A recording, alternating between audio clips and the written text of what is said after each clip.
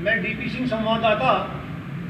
आज मेरे साथ हैं जनपद मुजफ्फरनगर से भारतीय जनता पार्टी के कद्दावर नेता यशपाल बालियान जी।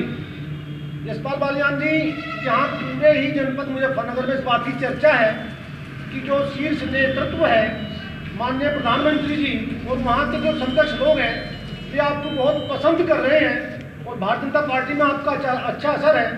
तो क्या अब की बार जो है भारतीय जनता पार्टी की लोकसभा मुजफ्फरनगर सीट से आपको टिकट मिलने जा रहा है?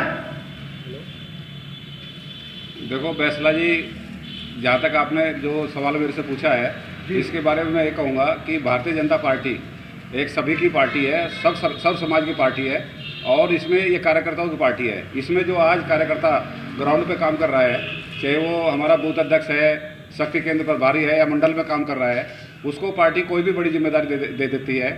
और मैं लगातार पिछले 8-9 वर्षों से, मैं पहले भारतीय मजदूर संघ में काम किया है, उसके बाद राजनीति में काम करते हुए मुझे मैंने कभी पीछे मुड़कर नहीं देखा और मैं तो मेहनत कर रहा हूँ, मैं अपना कर्म कर रहा हूँ और कर्म जो है, कर्म में ही सब कुछ फल निहित होता है और भगवान की कृपा हुई। और यदि मेरे जो हाईकमान है वो कहीं काम को नहीं करता है तो ये मेरे लिए फक्र की बात है। और जो भी निर्णय होगा पार्टी जो लेगी वो लोकसभा मुजफ्फरनगर के हित में लेगी और जनता के हित में लेगी। तो पार्टी जो भी ऐसी जिम्मेदारी देगी, मेरे में विश्वास व्यक्त करेगी, ये निश्चित है कि मैं उसमें खरा उतरूँगा, अपेक्षा पर खरा उतरूँगा।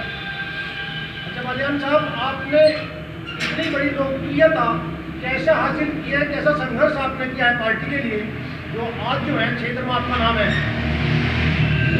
देखो, भारतीय जनता पार्टी का हर कार्यकर्ता जमीन से जुड़कर कार्य करता है और वो सोशल ओरिएंटेड पॉलिटिक्स में विश्वास करता है। और मेरे तो ये मूल मंत्र है कि मैं समाज से जुड़कर राजनीति में विश्वास रखता हूँ और समाज के साथ मिलके उनके दुख सुख में और उनकी समस्याओं के साथ खड़ा होना, जानना और उनका समाधान कराना, इसमें मुझे खुशी होती है।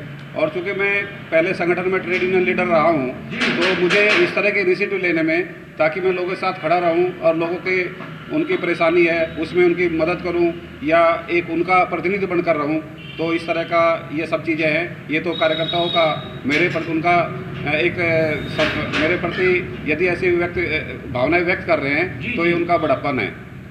अच्छा बालियान साहब, नववर्ष नज़दीक है 2024, आप अपने भाजपा साथियों कार्यकर्ताओं क्या संदेश आप देना चाहेंगे?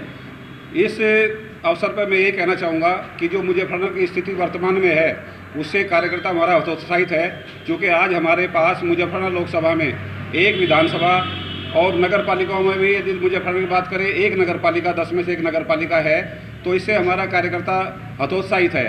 तो मैं अपने कार्यकर्ताओं से यही अनुरोध करूँगा कि निराश होने की जरूरत नहीं है, उठो और आगे बढ़ो और सफलता मिलेगी। और हाईकमान जो भी निर्णय देगा मुजफ्फरनगर के हित को ध्यान में रखकर ही देगा, ऐसा हमें विश्वास करना चाहिए। और हम यदि सभी इकट्ठा है और सभी सामूहिक रूप से एक ऊर्जा के साथ में काम करते हैं तो माहौल जो है हमारे प्रति ही होगा और हमारे अनुकूल होगा। धन्यवाद।